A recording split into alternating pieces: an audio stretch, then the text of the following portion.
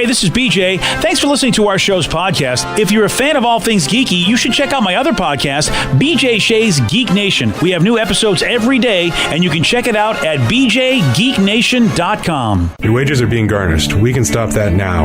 It's hard enough to pay your bills when things are good, let alone when a big chunk of your take-home pay is gone before you even get your check. I'm bankruptcy attorney Travis Gagne, and I can stop the garnishment and get the creditors off your back immediately, often the same day as our consultation. Both Chapter 7 and 13 provide bankruptcy relief, but choosing the right chapter is crucial. In a free consultation, we can create a plan to get your finances back under your control. The chapter you choose sets the tone for the next chapter of your life. Please contact me today at choosetherightchapter.com. That's choosetherightchapter.com.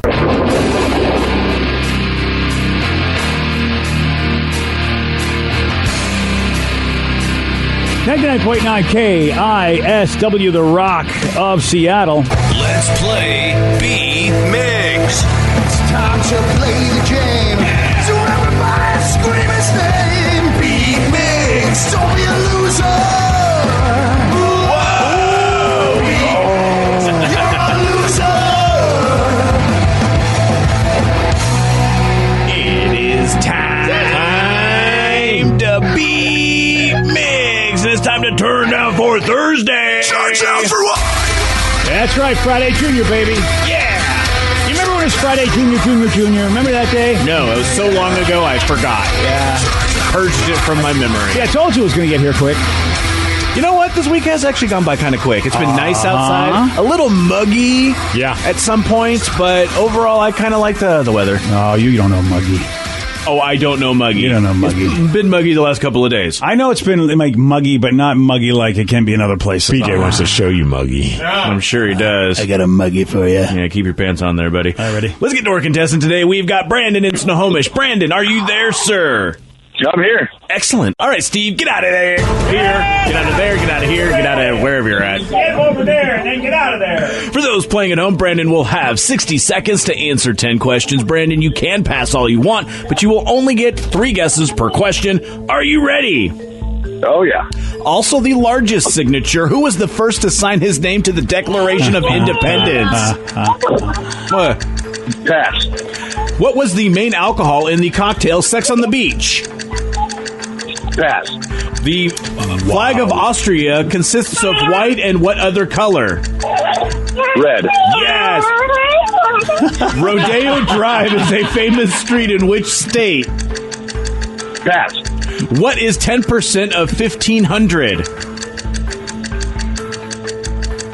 150. Yes. What is the most commonly used letter in the alphabet? S. No. Pass. The pineapple is native to which continent? Pass. What color is the Japanese matcha ice cream? Green. Yes. What decade was the technology company Apple founded? 84. No. 83. No. 70s. Yes. Whoa. Wow. 4 correct. Wow. Brandon was all over the place. Yeah. Brandon, you managed to get 4. Congratulations. You were distracted, though, so I feel like it wasn't a fair Yeah, I'm game for dropping you. my kids off at the daycare right now. I can tell. Oh, yeah. Well, I'll tell you what, buddy. I'm going to put you on hold because there's a lot of noise, but hey, we'll see what happens, man. We'll see. I was wondering why you guys were laughing in the first one. It's because the screeching. I missed the screeching. No, we were laughing 'cause at you're something else. Yeah, you're stealing all the questions from our front desk trivia lady. Oh, yeah. There's 2 of them. Yeah. So hopefully Steve doesn't go to the front No, desk. he never does. He better not, because that's an unfair advantage. It's not an unfair advantage when I know that he doesn't go to a thing. You don't know that for What sure. thing do I go Oh, my to? God. He has said multiple times he doesn't go to things. What thing am I going to? Well, You're not checking out the front desk lady's questions. Oh, no. See? When are you going to start doing that when you realize that's all he's asking now? It's not all that I'm asking. How long have we been playing this game and I still haven't watched Jeopardy? And I know he steals most of his questions from Jeopardy? Yeah. That takes effort. Yeah. You know what I do at the front desk? I might grab a mint and I say, "See you later, Veronica. Have a great day." All right. Or, "See you later, Andy. Have a great day." And that sums up my experience at the front desk. See? Okay, then. Yep. Why not use a resource that is plentiful? Oh, look at you, fancy boy. Mr. Plentiful. Yeah. Fancy. All right, Mr. whatever. Horn of Plenty over there. Well, Steve, are you ready? Oh, yeah! Also, the largest signature. Who was the first to sign his name to the Declaration of Independence? Hamilton. No. Alexander. No. Franklin. No. What is the main alcohol in the cocktail Sex on the Beach? Vodka. Yes. The flag of Austria consists... Jefferson. No. The flag of Austria consists of white and what other color? Red. Yes. Rodeo Drive is a famous street in which state? That'd be California. Yes. What is 10% of 1,500? 15. No. 150. Yes. What is the most commonly used letter in the alphabet? That would be F. No. U. No. E. Yes. Whatever. The pineapple is native to which continent? North America. No. Africa. No. Yeah, that's it. Asia. No. What color is the Japanese matcha ice cream? Green. Yes. What decade was the technology company Apple founded? In the 70s. Yes. What year of the mid-70s did KISS have their hit song Rock and Yes. Roll All Night? 74. No. 75. Yes. 1, 2, 3, 4, 5, 6, 7, 8. Correct. You win 8-4. I feel bad for Brandon because, well, he was distracted with children. Yeah, he was. Oh. I don't Why you think don't have kids. Yeah. It hurts your beat makes opportunities. It is, yeah. Yeah. Oh, well. Sorry about that, Brandon. No worries, guys. All right, you take it easy, buddy. Thanks for playing it. Thanks for bringing children into the world and being responsible. Yeah, maybe they learned something too. Yeah, he had to drop. All right, have a good one. You too. He's dropping him off to daycare like a good dad. Yeah. So you said, texted an idiot, Hancock. Yes. Dumbass, Yeah, me. yeah. What do they tell you to do when they say sign something? Put your John Hancock down there. Because he was always Yep. the biggest. Yep, he, Was he? yeah. Biggest with a signature. Yes. Oh. Yeah. The biggest signature there. The pineapple is native to which continent? Oh, I don't know. South America. Yeah. Yeah. So you do know. Look at that. I guess, yeah. I was just thinking, well, where else could it be? Exactly, because Steve said basically every other one. Yeah. I'm proud of you, though, Steve. You didn't say Antarctica. I was going to. And I thought that would be a terrible guess. I think you should have done it. Congratulations, you won with 8 correct. Got a new survey and asks dads what condescending and patronizing things that people say to them. And it's really interesting as we continue to evolve as a society where dads are considered just as much of a parent as moms as far as taking care of kids and doing stuff around the house. I mean, it wasn't always that way. There are things that guys are hearing they're not really happy about. Is their father's going, okay, really? They got to keep saying that? And here are the top 10 things condescending things that dads hate hearing. And the number one, saying to the dad's wife, the guy's wife, you've got him well trained. A lot of guys are getting pissed at that. You get worked up about that? Yeah, because there was the understanding that guys are idiots until they get married and the women fix them. Okay. And that was the understanding and always the joke. And I think guys are like, you know what? We have been trained long before the wife came. I've learned how to be a human being long before I got married. It'd be great if they respond, no, my girl before her trained me right. That's It's just- true. Yeah. This is the best I could get after that. Dads, they don't like to hear it when you say you're doing it wrong. You should do it like this. Does any guy like to be told he's doing anything wrong, though? Does anybody really like being told that? That's a good question. If you think you're doing it right. Yeah. If I don't know what I'm doing and someone says, oh, no, this is how you do it, I'm like, awesome. But if I know that what I'm doing is going to work and someone's like, you're doing it wrong, I'm like, well, maybe it's wrong for you, but it's still going to work out okay. I'm wondering, is this all in relation to dad stuff, like changing a diaper, doing the baby thing? I'm Probably guessing? right, yeah. And they just assume guys don't know anything when it comes to that. But that is condescending. Yeah, maybe he's intentionally doing it wrong so that you'll do it and then he doesn't have to worry about doing it. Yeah, I think it's a term that I'd like to coin called wife-splaining because there's a term called mansplaining that a lot of women go, don't mansplain me like I'm an idiot. And I think guys are like, don't sit there and wife-splain me like I'm an idiot or mom-splain me. I know how to do these things. How about this? Are you disappointed the baby wasn't a boy? Because assuming that every dad wants a boy. Yeah, I could see how that could get annoying.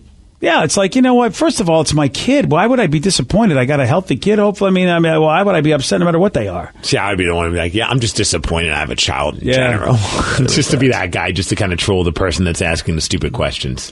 It's funny, as I hear all these were all said to me, but I mean, because it was, 30 years ago and I had a new kid and all that, it didn't bother me, but it's bothering men today. Which is funny because you would think you'd be bothered by these things. And if you're not bothered by these things, because you sweat the small stuff. You know what it is? It was commonplace for people to say this. It didn't even seem like it was an That's so insult. funny. You just knew that women knew how to do this stuff better than men back when I was in my 20s. I'm not saying that was true. That's just what society believed. There's the one that's always kind of annoying, and I know no one means any harm, and it's great. I'm not a dad, so I don't know that, but I know the one that you always hear, like, especially if like you're with someone who, like, my wife is definitely more attractive than me. I'm not going to like act like as if it's not the case. But That is very true. But when someone's like, "Wow, you really outkicked your coverage," or they'll be like, "Oh man, you better put a ring," like certain things. Like I'm just like, okay, yes, I get it. I'm Shrek, and she's not. Like that's great, thank you. Like you're really lucky. Thanks. Yeah. Maybe she's the lucky one. Maybe we're equally lucky. It used to be something to compliment the wife. But she's not even there. It's like on Facebook. Oh, well, then in that case, no, you don't put that down. You only say that around the wife because it's your way of paying her a compliment without actually being a leery. But yeah, people are just saying that to you. That's BS. Yeah, even some guy would go to a Mariners game. He's just like, you better put a ring on that finger. She has a ring on the finger. I'm Which like, finger? She's already got the one on that one. I was like, oh, thanks, man. I wasn't thinking about it. I'll propose to her right now. See, some guys then they're really like, well, your wife's hot, I want to do her. Right, that's what that means. Right. It's a way of being like, wow, you're like, do they think like she's gonna be like, wow, that guy thinks I'm attractive. I'm gonna leave you right now. Yeah. Well, I mean, that's what they're hoping. I don't know. I know people don't mean any harm by it, but after a while, you just get kind of annoyed by reading that. See, and that's the kind of thing, man. These kind of condescending statements, which you go, yeah, because it's very condescending. Like, oh, you really shouldn't be with a girl who looks like that. Mm-hmm. That's what it can feel like. Yep. By the way, I noticed your wife did get her hair straightened in the pictures. Yeah, she does that from time to time. Yeah. I mean, it's a good look. Tell her I said it's a good look, and you're a very lucky man. Thanks. I'll be sure to let her know. BJ and Migs, mornings on The Rock, 99.9 KISW. 99.9 KISW, The Rock of Seattle. According to a new study, the average person spends at least 4 hours a week looking at random websites when they're supposed to be working. So if you multiply that out, that comes out to about 200 hours a year. That's about what? That's probably 200 hours a month for Vicky that she does that, right? She's not... If you looked over right now, Steve, I know she's not doing anything for the show. I am texting the Reverend in Fuego. Oh, great. What are you sending a picture of a cat? Yes. Yeah, it's usually what we do. Yeah. It's like somebody from Star Trek or Wars that she's sending a picture of. Of course she is, yeah. So she's quote-unquote working. Yes. Yeah. Vicky's got the best job ever. She just wastes her time at work like most people. See, I think it's not Vicky. I think Vicky is kind of like taking away from the real problem here. Which is?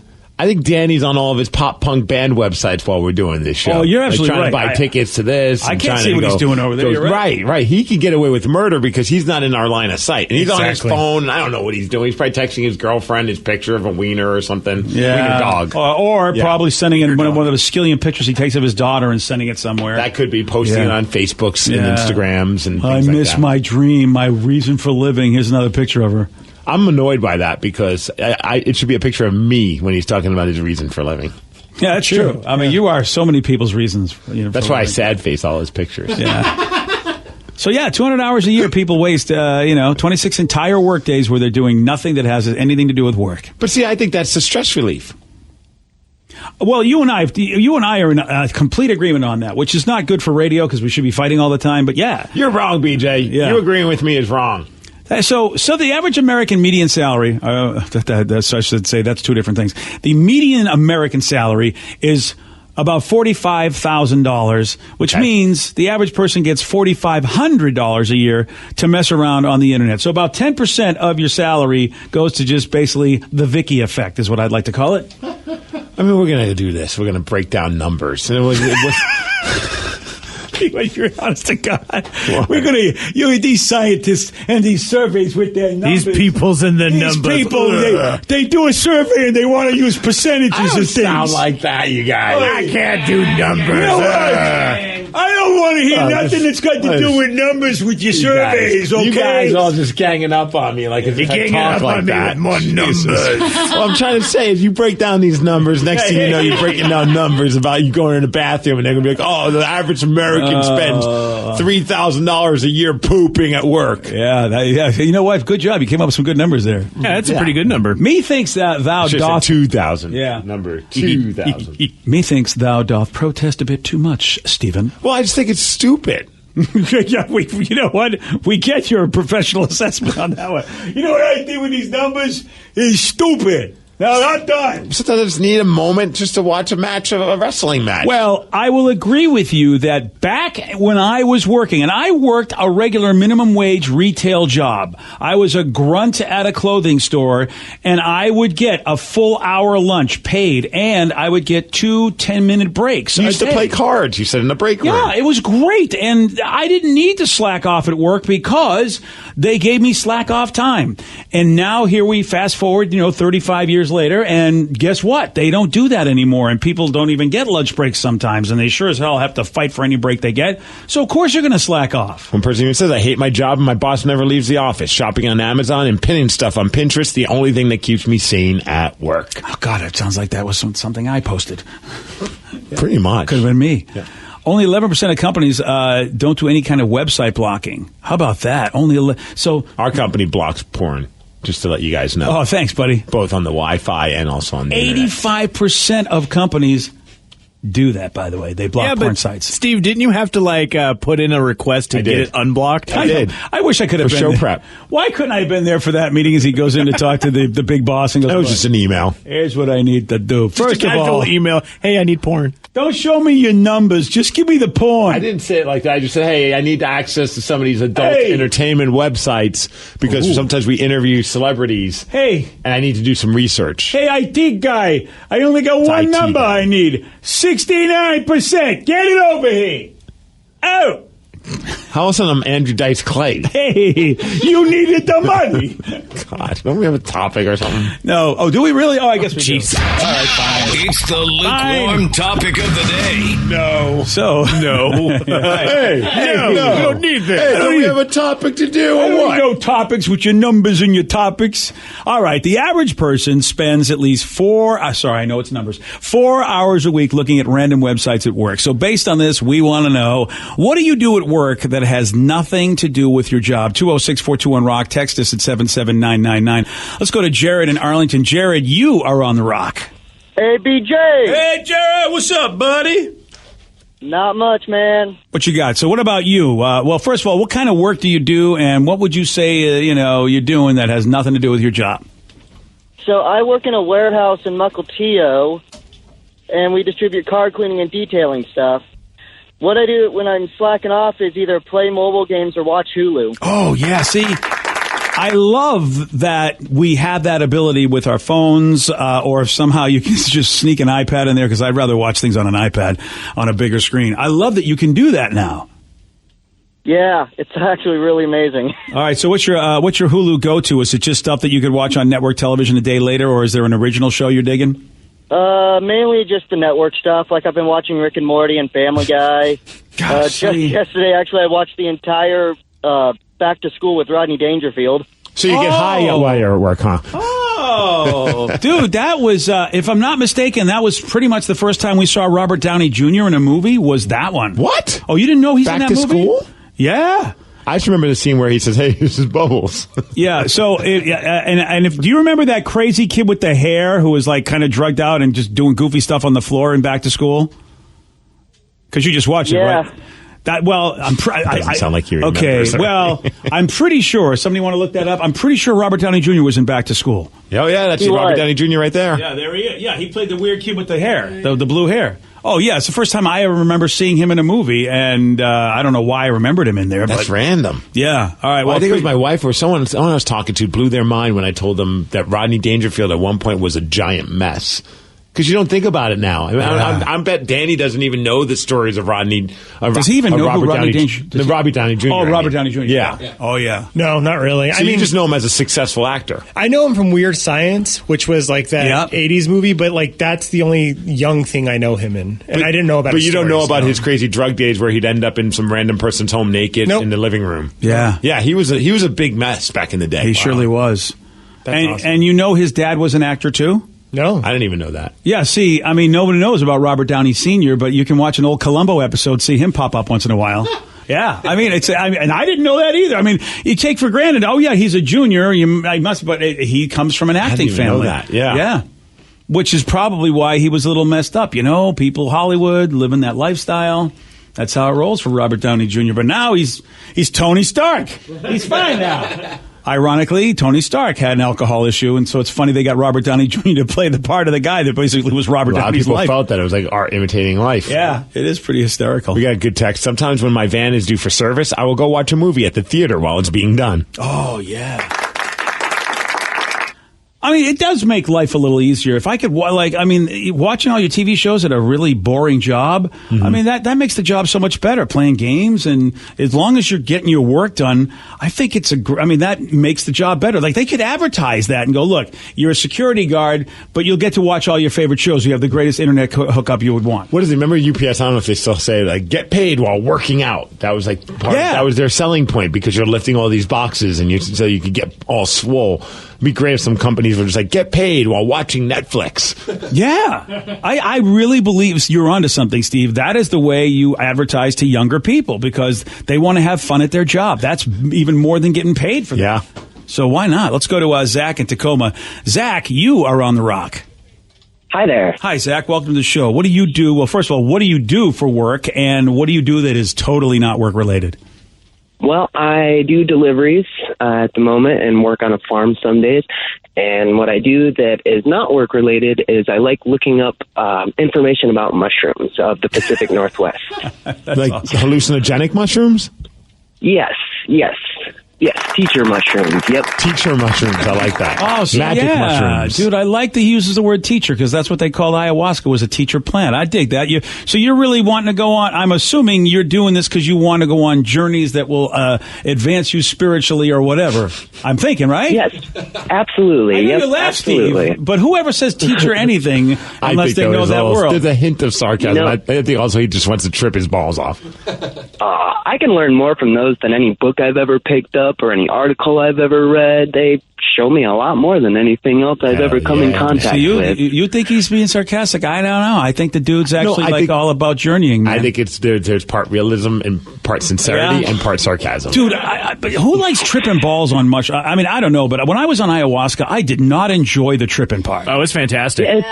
It's not always fun. Yeah, it's not always fun. It can be a lot of work sometimes, and you could, get in some pretty difficult places you got to breathe and meditate out of. And or be in a fetal position in your dorm room begging God to make this stop so you'll never be a bad person again. The dorm room.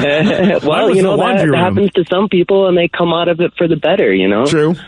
Now, see, Zach. Zach is he's a journeyer, man. He wants to experience the secrets of life. He wants to know truly the truth. So, what have you learned while you've done all this extensive research? Well, God is not something in a book to me. It's something accessible, and it's something that is inside of all of us. I am allowed to enter this space where I can know everything about Steve. life and death. That wasn't what I meant. I didn't mean what you learned from while being on mushrooms. I meant what did you learn while researching mushrooms while you're at the job? The essential part of taking a spore print to help identify, that's very important. Yeah, I'd be afraid, because you always hear these stories of someone eating a mushroom and dying because they took the wrong, like a poisonous mushroom. Oh, yeah. Yeah, there are stories like that. There's a lot of lookalikes, and so it takes a lot of diligent research, and yeah. Zach, are mushrooms the only thing you like? It sounds like you like a little wake and bake once in a while. Oh, yeah, I absolutely love cannabis. Don't know where I got that idea at all, actually. Today's podcast was brought to you by Travis Gagne, bankruptcy attorney. Here's another question from a listener. If I file for bankruptcy, do I have to appear in court? That makes me nervous. Going to court is never something that's easy to do. However, when you file bankruptcy, you usually only have to attend one hearing at the courthouse. Of course, I'll be there with you. And when you go to court, it's not before the judge. It's actually with the trustee or the trustee's attorney. One of the things that's critical in a bankruptcy is that you give your attorney and the court all of your information. You list all of your assets and all of your creditors. That's what we're trading for your discharge, is your true and honest disclosure of your assets and liabilities. And so the court hearing is just usually about a 5-minute deal where you show up and reaffirm and swear that all the information you've given the court and your attorney is correct. Thanks, Travis. If you have more questions about bankruptcy, you can reach out to Travis anytime at ChooseTheRightChapter.com. That's ChooseTheRightChapter.com. Thanks for listening.